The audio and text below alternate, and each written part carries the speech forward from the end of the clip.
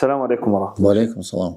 Sizin bu yaxınlarda marketlərdə keçirilən lotereya qumardır mövzusunda olan videonuz paylaşıldı. Həmin videonu bir çox insan başa düşmədi. Şeyx, ümumən qumar nədir və bir şey nə zaman qumar sayılır?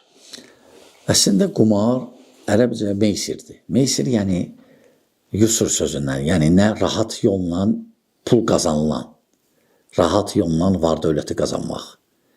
Bu da oyun səbəbilə. O cür qadağan da olmaz. O cür qadağandır.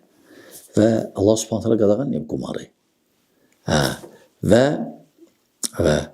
hər bir növ hansı ki qumar sayılır, fərqi yoxdur nə cür. Hamısı o cür oyunlar haramdır.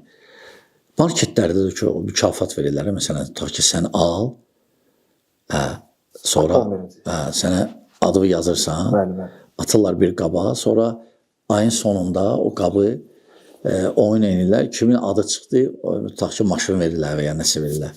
Əslində qumardır o. Qumardır. Hələ düzgün deyil. Oynamaq düzgün deyil hələ. Yəni adını dəyişmə hökmü salınır. Həm də adını dəyişsən də hökm eynidir. Hökm eynidir, bəli.